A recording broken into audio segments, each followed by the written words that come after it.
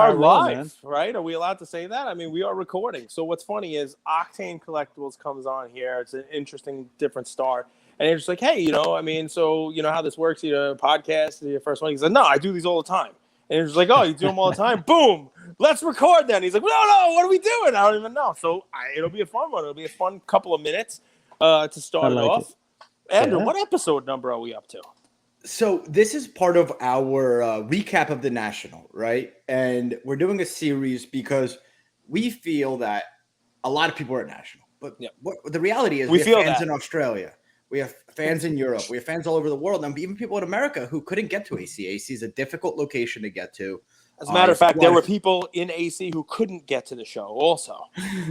They just drove around in circles. That was me. But we wanted to bring you guys a recap from different people doing amazing things in the hobby. And Octane, I'm a big fan of yours, man. Because thank you, man. I appreciate I'm someone that's, by nature, I'm a stressor. I'm a worrier. And when I go to your page, I get a laugh, right? And if you could give someone a laugh, you could kind of take them away from all their worries, all their stresses, and things like that. And I think you do a good job.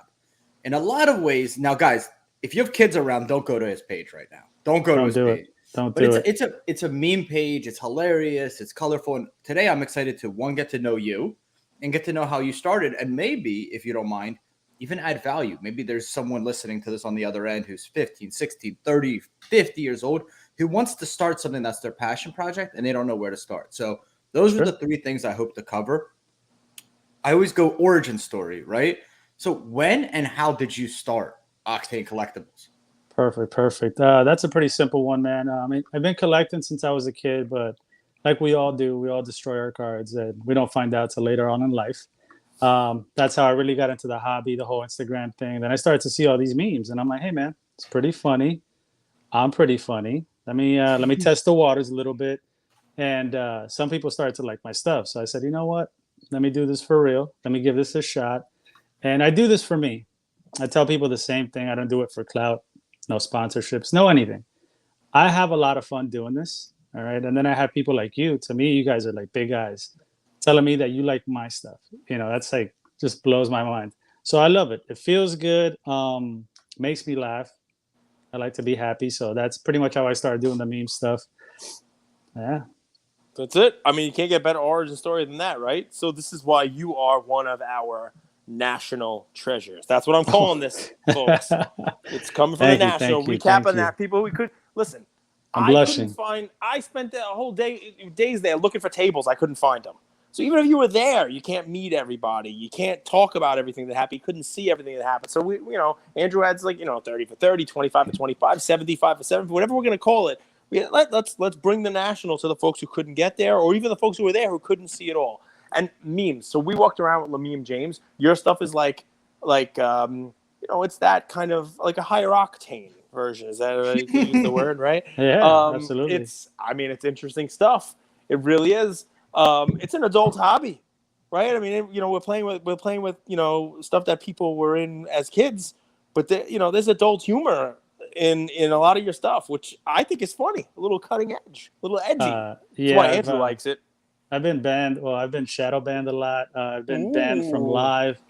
Funny enough, I was with Lameme almost the whole show. You actually gave me a stogie, so I don't know if you guys did. You guys even notice me? I mean, that was also. But you're trying to be low key, right? You're trying to be low key. Nobody knows me, all right? So I'm walking around with the legend, right? I'm giving out my little business cards, my little QR codes. I don't know if people were like throwing them in the trash, but I was having a good time doing it. I was like, eventually, people will know who I am.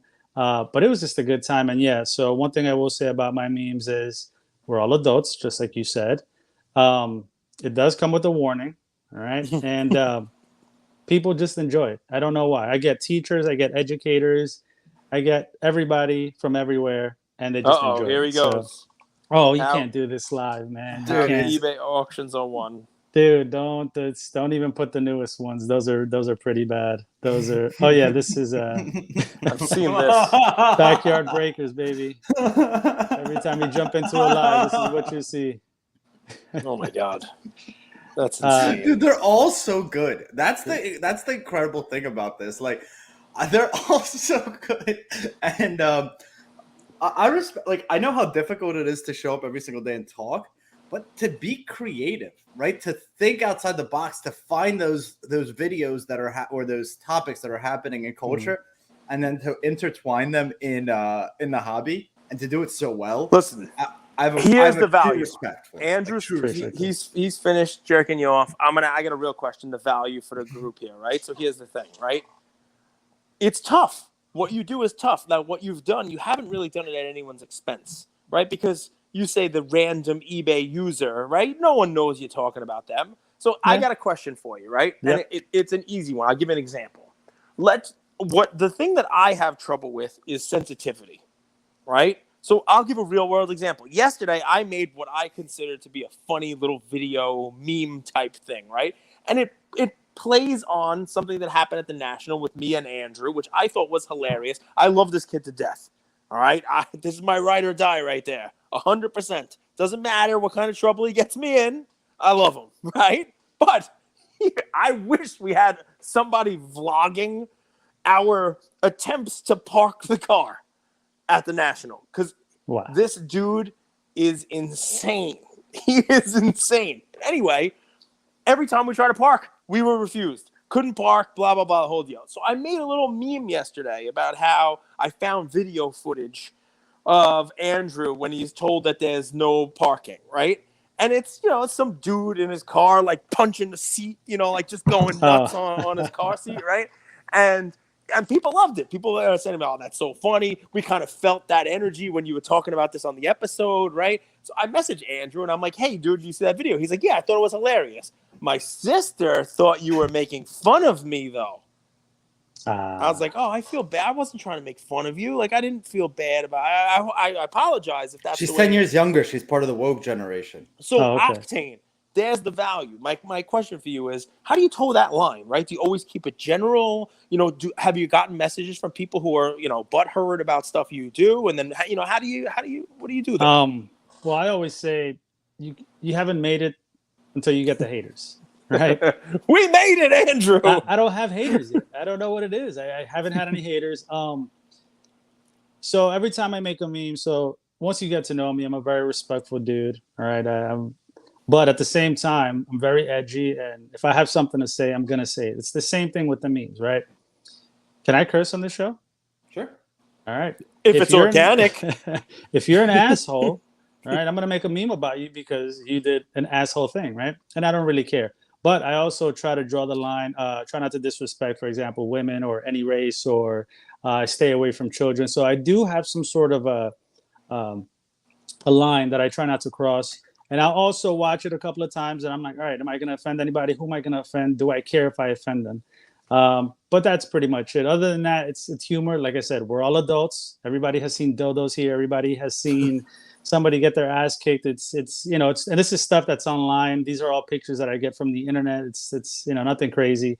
If I have to blur stuff, I will. But lately, I've been trying to stay away from that because I'm on the IG no list. So Andrew, in the beginning, Andrew got us on the IG no list like 3 times a week. I don't know how it happens. We were always on it. It's weird. It's weird. And then you have all these influencers who just do some crazy random stuff, but IG never says anything. Like the filters don't care.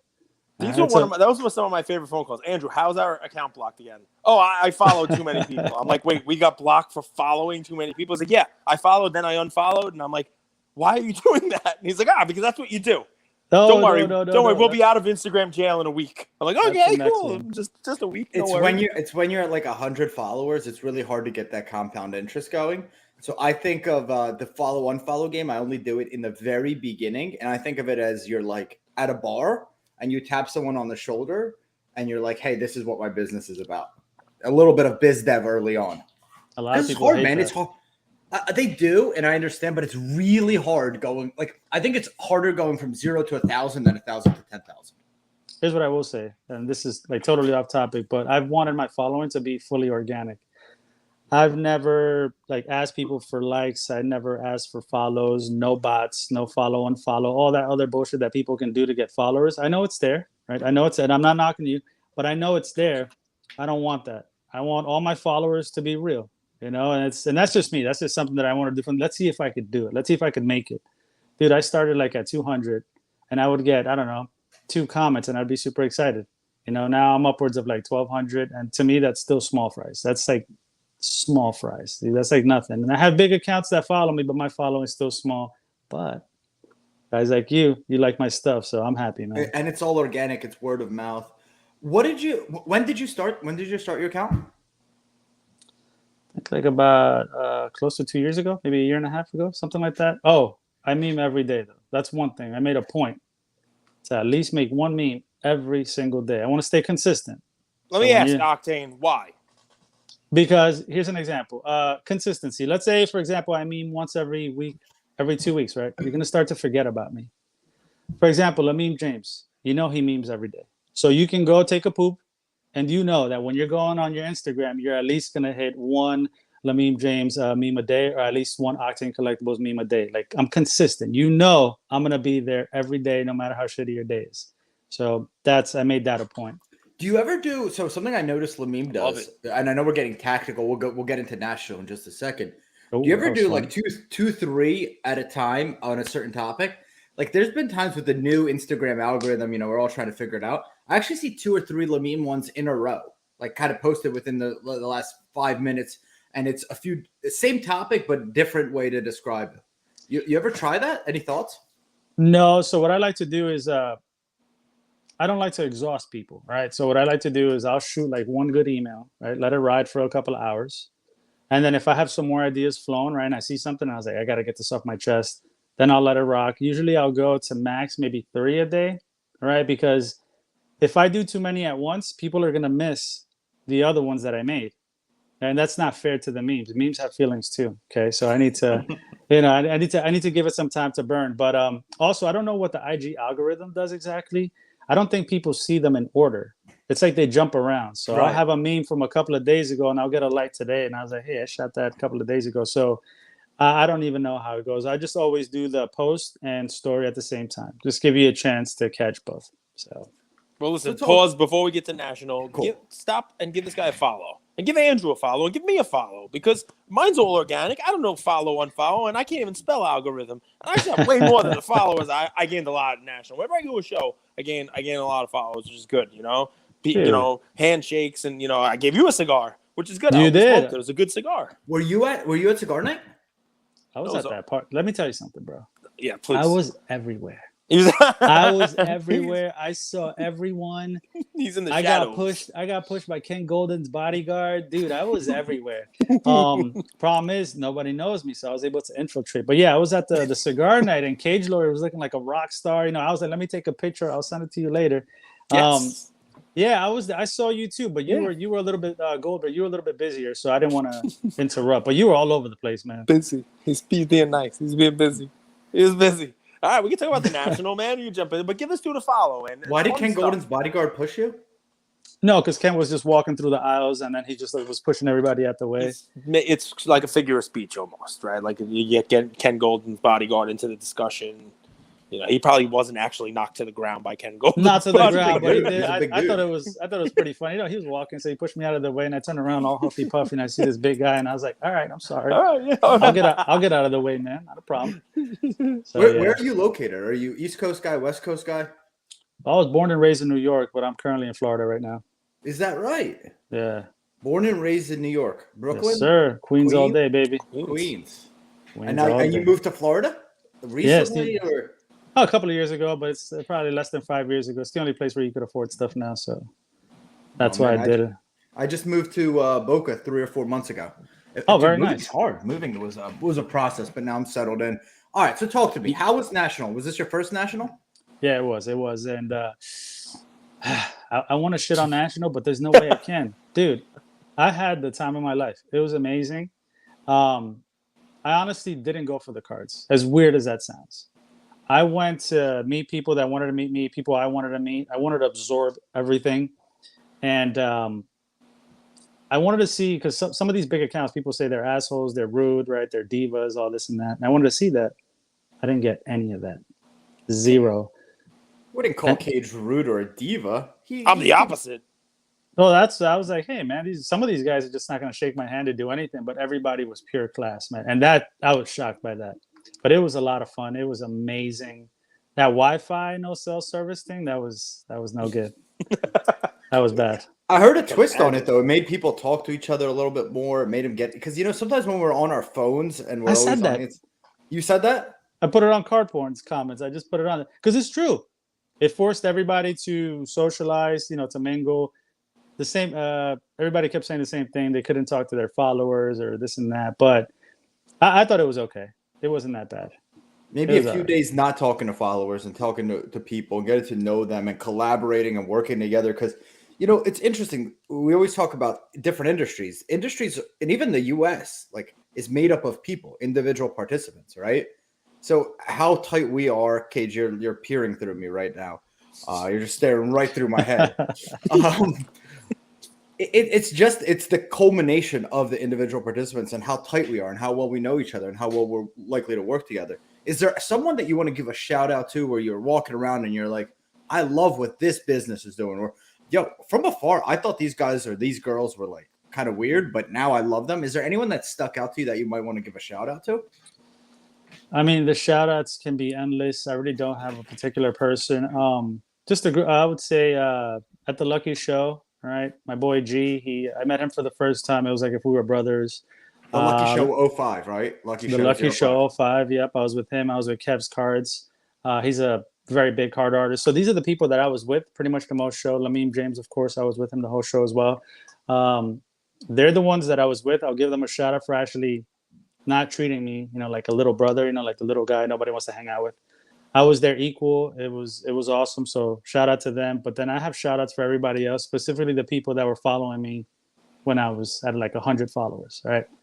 And I could shout those guys out forever. That's what I respect the most. Don't look down on people. Fresh out the pack. That guy is pure class as well. He'll talk to anybody at any time. He doesn't care about followers, clout. He doesn't care about anything. So yeah, I mean, those are some of the people I could think of right now. But again, the list would be endless. And you guys for having me, actually. Woo! Hey now, it's what we do. Love Man, you you gotta guys. listen. If we're gonna put a little national treasures together, right? I mean, the hobby. One of the things Andrew does really well with bringing folks on is sometimes you think, oh, it's cards, and look at the Honus Wagner that sold the whole deal. There's so much more that goes into the hobby, the industry, whatever we're gonna call it this week, right? Correct. Whether it's the dude with the bagels or the Yeah, dude with the memes. You know what I mean? It's people who are selling cards. It's people who are making content. I mean, there's so much stuff that's built around this cardboard in this so industry. much. It's nice to be able to talk to to people who are just not just buying and selling cards and just to hammer that home. You didn't go for the cards, I really right? didn't. Which No. is cool. I mean, it definitely is. It's a different take on on the hobby, on the national. Here it is, the greatest collection of sports cards and memorabilia that we're going to see during the course of the year, and you're there, to meet people, to say hi, and later on, without the internet and the Wi-Fi, you're able to kind of be in the moment, right? Instead of Dude. trying to capture the moment. Well, that's the whole thing. I don't walk around with the camera crew. I literally made it a point to go talk to everybody. I spoke to all the influencers. I spoke to Ken, Nat, Peter, like all these big people, the just a regular dealer, breakers, just whoever. Just wanted to talk to them. Hey, how you doing? I'm a fan. Good job. Just whatever. That's what I wanted to do. Just interact. Nobody knew me. Nobody cares. I was giving out my cards, but it doesn't matter. Like I just wanted to interact with everybody. I do love cards, but everybody has a different agenda. Like if you're going to trade, if you're going to buy, if you're going to sell, if you're going to build your brand as an influencer. I didn't have any of those agendas. So I just wanted to go and absorb it all. That's literally why I went. I think that's why it was so special for me. How about this? Did you get any inspiration for memes while you were there? Dude, that's all I did. Like it's and this is weird. And again, Lamim is my boy. All right, he showed me a lot of love. I'm not trying to ride his coattails or anything like that, but it's weird. And he might say the same. I'll let you guys ask him. But he's a memer that I respect, right? And he also respects me. And when we were quiet off to the side on our phone, like we knew we were cooking. Right. So I knew. And then I don't know, that gave me more energy to like, let's meme right now. And then I know he would see me. He's like, let me meme.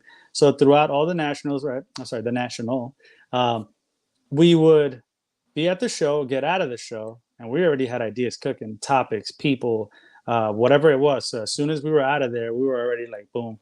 I would write down ideas as well, and just once we were Do out of there. Do you see like a photo out there or a video and you like bookmark, you're like, I'm going to use this at a later date and you kind of save it? It depends. So a lot of people, honestly, what I do every single day is fresh. Every day. Every day I wake up, I don't have anything stored. I don't have anything saved. I don't have anything ready to go. Um, I'll go through Instagram, look at all different news accounts, feeds. If something sparks, boom, it immediately clicks. If not, I'll look for a topic, or I'll look for an image. Let's say, I don't know, party fail. And I'm going through, and then I'll see something totally off topic, like some guy with a weird haircut or whatever the case is, and I'll just save the images for later, or some of them just immediately I'll take it, throw something on it, and it's gone, and that's it. Every day it's the same thing. Right. Every Like, day. do you have this image saved? Like, how are you so on point with this? That one, I believe I was looking for something else, and then I ran into that one. How are you so quick with this? Where, like, Dude, this one, I forgot. I don't remember what I was looking for, but when I saw it, I immediately thought of Lamim and that other guy that dropped like 10 grand. Did you see that video that was floating around? Yeah, they tried to cross over. He tried to cross over a bunch of them, and I was like, no, this is it. This has to go down right now while it's still fresh in everybody's memories. you're sick. Yeah, that one was pretty bad. That one came from a friend. I actually just made my first video today, so you guys might want to go watch that. That was yesterday. I recorded everything. I did the edits and I posted it today just because.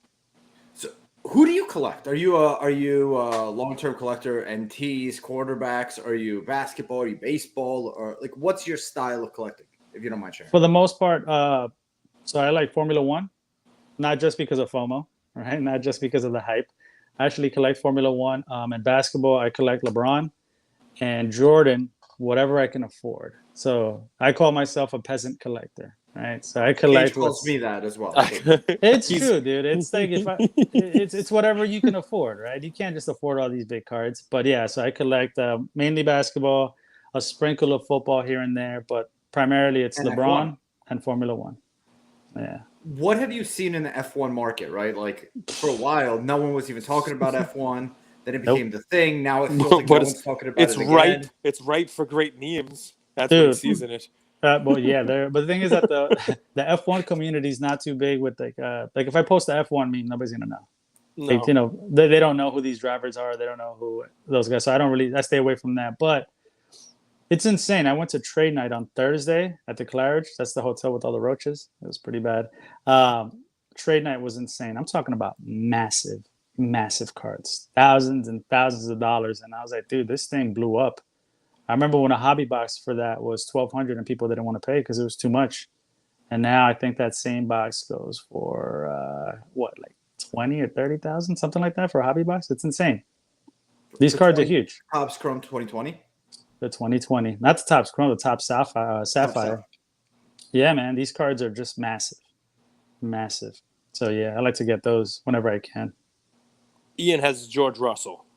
I love that guy. That's my favorite right now. George Russell. He's got a Sapphire, PSA 10, rookie from the first year, and you know he makes some trades for him at the show because he's got a friend down the block who is a Ferrari fan. You know, Italian family, dad always Ferrari, the whole deal. So he started watching the stuff, and George Russell was a guy he liked. He always for every race we watched, he was in the top 5. So no, he's awesome. He's awesome. I like that guy. He's also taken over for Hamilton, I think. So it's a good investment. It's a good play. Octane, last question. We'll let you go. We keep these 30 minutes right around there. Appreciate the month of August, we wanted to be kind of short, quick hitters, different guests. WrestleMania, Logan Paul. Do you like him, hate him in that? I don't follow WrestleMania. I'm sorry. I like the colors. I'm an old school WrestleMania fan. Macho Man days, Bret Hart days. That's on my shirt. Yep, that's what I used to watch. All this new stuff I don't watch. I'm not knocking anybody, but that's Cage, do you think Logan Paul's going to be in the next year's WWE set? Prison? Definitely. If he wrestled, 100%. He'll probably be in one soon. I think they might even do what was he in? SummerSlam, WrestleMania. I forget what he was even in. Whatever it was, they'll do a set of that he'll be in. It's going to be an insane chase, don't you think? No. It'll be bigger than The Rock, for sure. No, because it's mass produced. The reason why The Rock was a chase was because The Rock cards, he was not huge at the time, right? He was on You want to make a bet? Bumblebee Tuna. I'll bet you $100 slab. That what? What's that the Logan terms? Paul cards in the first WWE set that includes Logan Paul is gonna go apeshit. That's not a definable bet. Okay, we Define ape shit. I mean, yes, I'm sure there will be his some gold will demand sell for it. $10K plus. That's definite. That's not ape shit. I mean, I sold a Masfar Avliov gold card, and no one knows who he is. And at a Prism's UFC, I sold that for 4 figures also, and that's not Logan Paul, you know. So I'm nodding. yeah. So guys, yeah, I mean, a good example, CM Punk. He went over to the UFC and thought he could actually fight. And when his first UFC card came out, it was a chase. Sucks. Right? It was a chase. People were looking for it. I remember selling those for more than Connor's cards. And he sucked. Very And bad. he was WWE out. to UFC. WWE to UFC. Yep. Yeah, but it's easier to go to WWE because you have to be an actor. It's more Yeah, acting. I'm and just showmanship. saying, yes, He has there it. is that initial chase. There is this novelty to it, right? Like when Brock came over to the UFC, Brock went over to WWE. I mean, he's always going back and forth. There is that novelty to it. Ronda, she went Hey, over boys. to WWE. Yeah. Sorry to cut you off, but Yeah, go ahead. I'm actually still working. I actually have a Teams meeting that just started, and I forgot. Nice. This guy wants to leave. No, I don't want to leave. But I literally just This got the guy wants to announcement. I gotta leave. He go. doesn't care about wrestling. But anyway, I think you're probably right, Logan Paul, 100%. Love you guys. So one thing, we'll give you 10 seconds. Sure. All right? Because it's your first national and you don't give a shit about cards. No, I do. Anything you'd change? Nothing. Nothing. No, I'd probably talk to Goldberg a little bit more. But That's it. You can Yeah. have some of my time with him. It was great chatting with Octane you. Collectibles. Likewise. Please Thank you follow so him, much, Luca guys. Nation. We love you guys. Thanks, All right, Octane. guys. Take care. I'll talk to you Listen, soon. and Thank you all for listening to another episode of Lucas, Tigers, and Bronzo My. I wanted to tell you about a new service that we have starting as of today, and I'm really, really excited to bring it to you guys. So, as a part of our partnership with SGC, we got 50 free submissions every single month, and many of you have taken advantage of that. And it's amazing that we could have the opportunity to 650 episodes, 675 episodes in, to go ahead and give back to our community. As people were sending those cards in, they asked, can we send 5, 10, 20 more cards to you guys? We'll pay for it, but we wanted them graded with SGC. You guys know SGC is turning cards around in 13 to 14 business days, have incredible customer service, and their secondary market values are going up day after day after day. And that's exciting for the hobby and exciting for the grading landscape.